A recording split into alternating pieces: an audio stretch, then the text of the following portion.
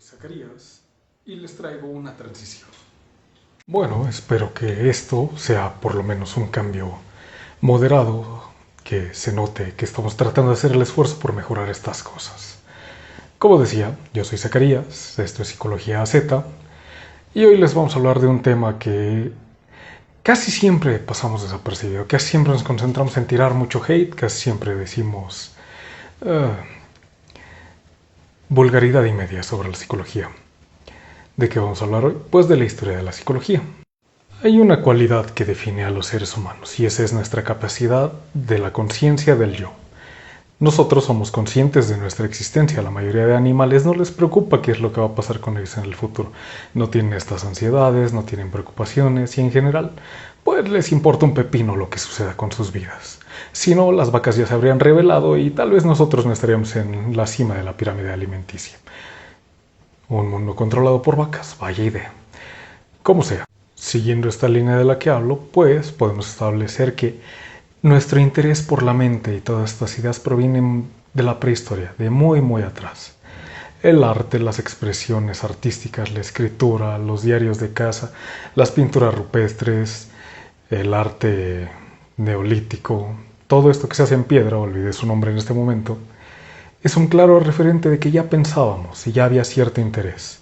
Las representaciones de la cabeza y las representaciones de cosas que eran imposibles pero se mantenían ahí también implican un proceso cognitivo que habría que puntualizar de algún modo. Ese no es el punto de hoy.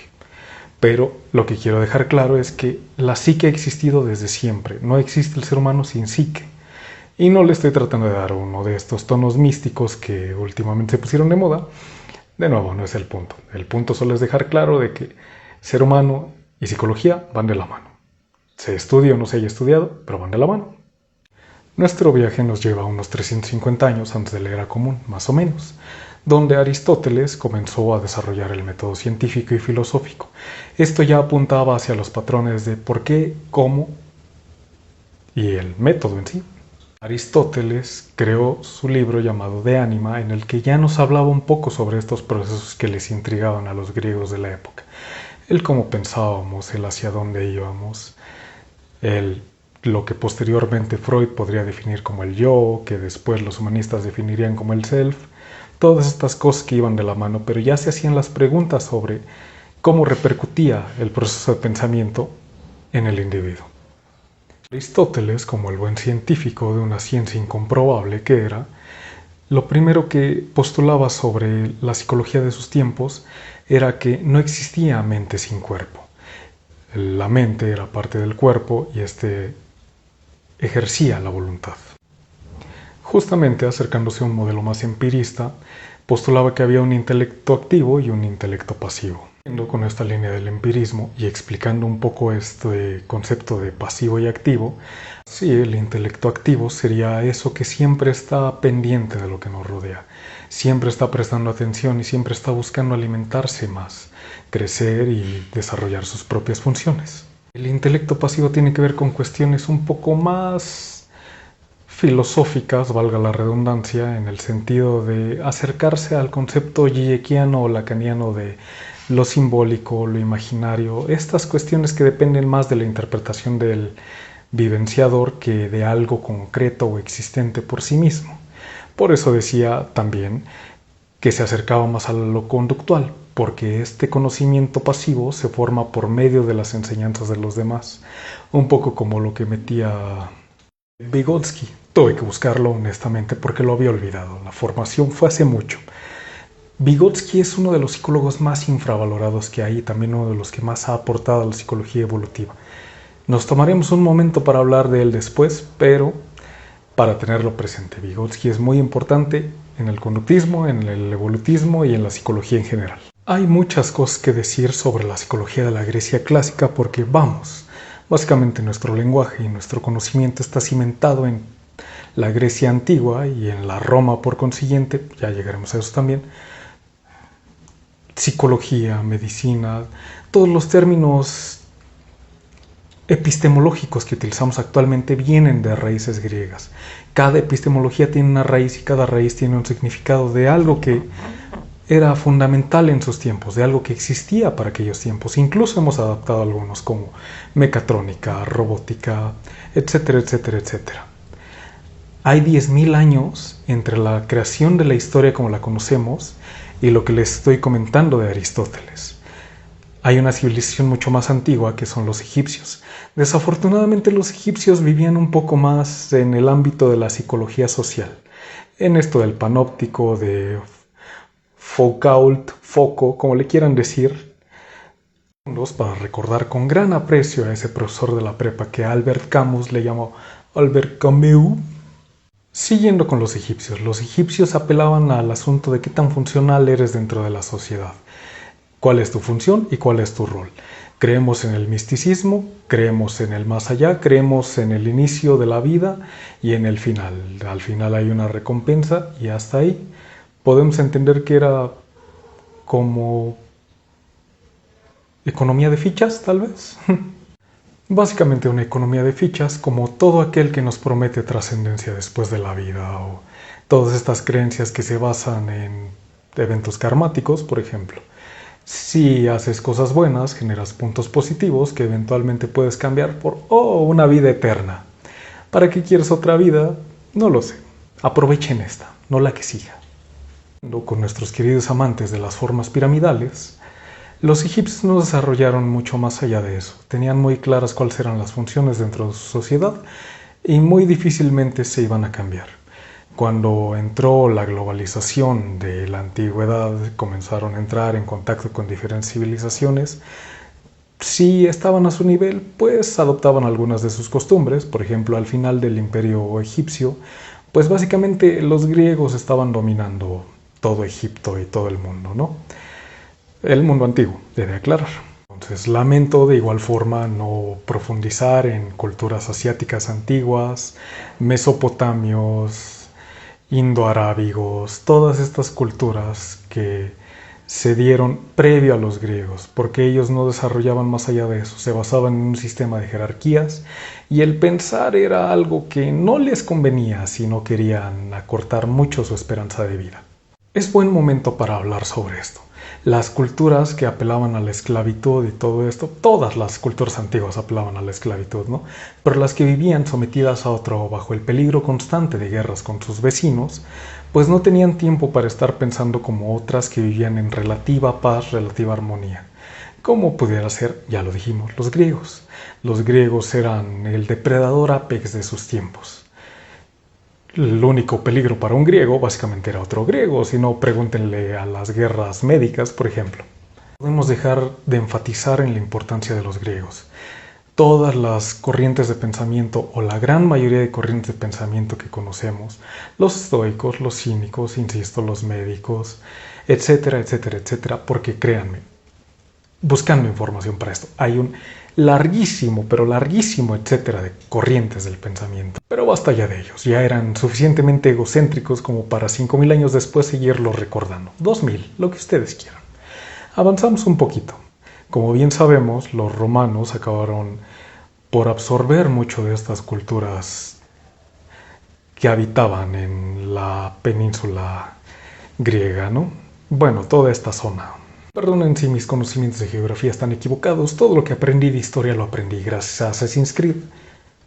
Pero bueno, entonces los griegos no se centraron tanto en estos aspectos del pensamiento, ellos estaban más concentrados en el arte, la cultura, las guerras, todas estas cosas. Eventualmente, conforme el catolicismo entra en acción, comienza una nueva ola de filosofía, pero eso ya es irnos demasiado hacia la filosofía. Si ustedes tienen interés en eso, pues lo hablaremos en algún momento, pero quédense con que los romanos depuran el proceso, por eso es que todavía conocemos estas corrientes del pensamiento. Sé que a veces hay asperezas con los aspectos religiosos del catolicismo y algunas de las cosas que hicieron, pero de nuevo, hay muchas cosas de la filosofía antigua, el paganismo y otras culturas que no conoceríamos si no fuera porque algunos monjes se trataron de revelar y trataron de preservar ese conocimiento que ellos conocían o que ellos atesoraban como valioso. Igual, no podemos obviar el hecho de que el cristianismo y el catolicismo apuntaban las enfermedades mentales como posesiones o actos de Dios, ¿no? Ah, estoy sangrando las manos, tengo estigmas, estoy viendo la imagen de Jesucristo en un pedazo de pan que me acabo de comer. Es que creo que puedo abrir mares y demás. No se lo tomen con polémica. Si esas cosas ocurrieran en estos días, necesitaríamos pruebas de su existencia para decir sí, efectivamente tiene razón. En aquellos tiempos lo tomamos como historias que buscan traer una moraleja. No quiero entrar en asuntos religiosos, porque me pongo de malas. Bromas aparte, el punto era esto: se simplificó demasiado el hecho y el factor de la enfermedad mental. O era producto demoníaco o era producto de bendiciones. Insisto, bastaría con ver la vida de muchos santos para darse cuenta de que algunos son más coincidencias que otra cosa, pero de nuevo, no nos vamos a meter ahí hoy. Los romanos habían extendido su influencia y tenían el imperio de Oriente y el de Occidente, creo yo. Eso es lo que yo recuerdo, de nuevo. Los nombres y fechas pueden variar. Pero de nuevo, por una serie de factores que requieren incluso algunos semestres de estudio específico que no tenemos tiempo para abordarlo, pues el Imperio Romano estaba fracturándose. En determinado momento, y perdonen mi francés, los turcos, otomanos y toda esta gente de Medio Oriente dijo: ya estuvo suave, chavos. Y un bonito día, alrededor de 1500, unos años antes, le dan el golpe de gracia finalmente a Constantinopla, y así es como cae el Imperio Romano y con ello uno de los baluartes de la cristiandad de aquellos tiempos. ¿Por qué me estoy metiendo en esto? Pues porque curiosamente los turcos, otomanos y musulmanes desarrollaron muchísimo, pusieron las bases para describir enfermedades como la depresión, alucinaciones, ansiedad, angustias, etcétera, etcétera, lo que llamaríamos el cuadro básico del trastorno mental eventualmente. Nuestros amigos musulmanes no iban a decir hasta ahí y también comenzaron a desarrollar ciertos tratamientos. Buscaban darle el mejor estilo de vida y la mejor calidad de vida posible a los que padecían algún tipo de enfermedad mental. Ahora finalmente entran en escena nuestros amigos del Asia más oriental. Los hindús comienzan a estudiar estos conceptos relacionados al yo. Se comienzan a interesar en el uno mismo. Eso, aunque ahora lo vemos como pues en su momento era algo que simplemente no se hacía. Todo se le atribuía a otro tipo de factores, pero ellos apuntan la psicología hacia adentro, no hacia afuera. Y por otro lado, los chinos ejecutan el primer experimento psicológico del que se tiene constancia, que consiste en dibujar un círculo y un cuadrado. No hablamos de esto ni de esto, don Cangrejo, hablamos de esto. Hablaba de la caída de Constantinopla, no porque me guste mucho la historia, que sí, sino porque marca para muchos autores el final de la Edad Antigua, la Edad Oscura, por llamarlo de alguna forma, y comienza el Renacimiento y la Ilustración eventualmente. Generalmente se destaca el Renacimiento como una época de explosión en las artes, en el pensamiento, etcétera, etcétera. Lo que se dio en este momento fue simplemente una continuación de lo que ya venía previamente. Aquí, como había mencionado al inicio, surge Descartes, que postuló este famosísimo, todavía hasta nuestros tiempos, cogito ergo sum, pienso luego existo, y también postulaba, complementariamente, postulaba el hecho de que la mente y el cuerpo eran cosas que vivían juntas, pero no eran necesariamente lo mismo. A él se le oponen autores como Spinoza, que dice no. Y también por ahí andaba John Locke, que hablaba de cómo influían los factores ambientales en la psique del sujeto. Complementario a esto, en estos tiempos también la medicina tiene un gran boom. Los métodos por el que los tuvo serían cuestión para otro debate, pero Thomas Willis comienza con las primeras atribuciones de cómo el sistema nervioso repercutía en la salud mental. Como algunos interesados en la filosofía sabrán, pues hay toda una rama que se dedica a estudiar a los autores dentro de este periodo de tiempo del Renacimiento. Como digo, los aportes fueron más que nada continuistas respecto a lo que se venía haciendo, entonces lo vamos a dejar un poco por ahí en ese sentido. Ahora, eventualmente viene la Ilustración de la mano de la Revolución Francesa. Ahí es donde se tiende a ubicar en ese sentido. ¿Qué es lo que hicieron los franceses? pues también ya hablaremos de eso. Más que nada porque antes de hablar de los franceses tenemos que hablar de nuestro queridísimo Franz Joseph Gall. ¿Quién es Joseph Gall? Bueno, es el inventor de la frenología. ¿Qué es la frenología? Los invitaría a ver el episodio de Los Simpson, pero antes de eso se los explico. La frenología es muy curiosa y tal vez habría que dedicarle su propio video eventualmente. Ahora sí, la frenología es la ciencia o pseudociencia, dependiendo de quién le preguntes, que se dedica a estudiar patrones fisiológicos del ser humano para asociarlos a determinadas conductas. En español, ¿qué quiere decir esto? Pues que la frenología era una rama de la medicina que utilizaban para sentenciar o condenar a personas basadas en rasgos faciales o corporales que tenían. Hasta donde pude investigar, Joseph Gall solamente asociaba funciones mentales a tamaños cerebrales. Después, muchos de los grandes tiranos del siglo XX utilizaron estas cosas para justificar problemas segregatorios, conflictos raciales, cosas que pudieran poner a cierto grupo étnico por encima de otro grupo étnico. Insisto, los ejemplos son muy sencillos, como por ejemplo, hay muchos síndromes en los que la estructura facial varía. Por ejemplo, el síndrome del niño alcohólico, trastornos genéticos como el síndrome de Down, cosas que son visiblemente diferentes, por decirlo de alguna forma, en las que lo ves y sabes que existe un trastorno de algún tipo. De nuevo, estas personas, Joseph Gall lo que postulaba era que basado en el tamaño de ciertas áreas, como por ejemplo frentes prominentes, labios gruesos, ojos pequeños, cabezas grandes, cabezas pequeñas, etcétera, etcétera, dependían e influían en cómo se desarrollaba la mentalidad de los individuos, en un sentido más fisiológico. Toda esta diatriba no ha provocado que la policía de la moral de YouTube me censure o algo así. Proseguimos. Previo a la instauración de la psiquiatría como la ciencia dura, la rama de la medicina que conocemos hoy, vino una corriente que se llamaba el alienismo, que, permítanme leer, la representó principalmente Philippe Pinel y su discípulo Jean-Étienne Dominique Esquirol. Pinel promovió el tratamiento moral de los enfermos mentales y las clasificaciones diagnósticas, mientras que Esquirol fomentó el uso de la estadística para analizar la eficacia de las intervenciones psicológicas. Decir esto de estos dos, pues que básicamente estaban creando los inicios del CIDE, si era CIDE, de la PAL, los manuales y criterios diagnósticos para poder estandarizar qué era lo que cubría, definía o estandarizaba una enfermedad mental. Un buen momento para mencionar a Francis Galton, uno de los pedazos de basura más grande de la historia de la humanidad, que utilizó las teorías de Darwin y el evolucionismo para justificar la segregación racial y tantas otras cosas de esta índole.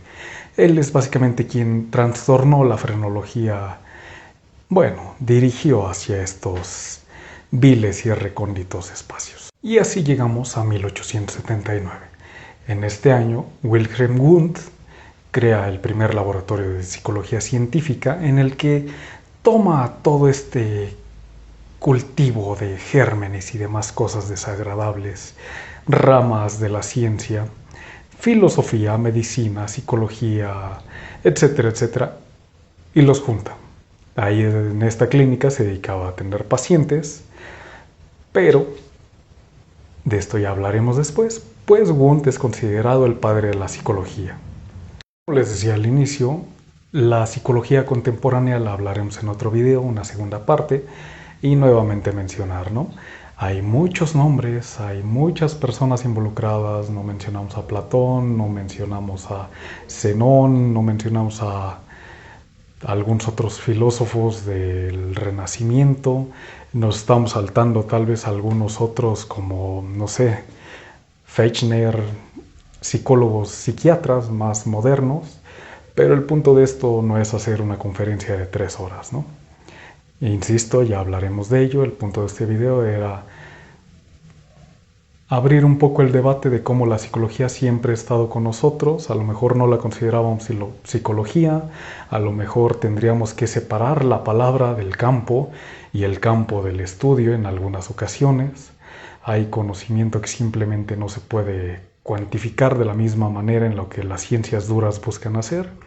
Por mucho que busquen la ecuación universal, pues creo que el momento en el que encontremos la ecuación universal de la mente, vamos a tener un problema severo. O una falta de problemas, tal vez, quién sabe. Estar grabando esto y de reflexionar por un rato llegué a la conclusión de...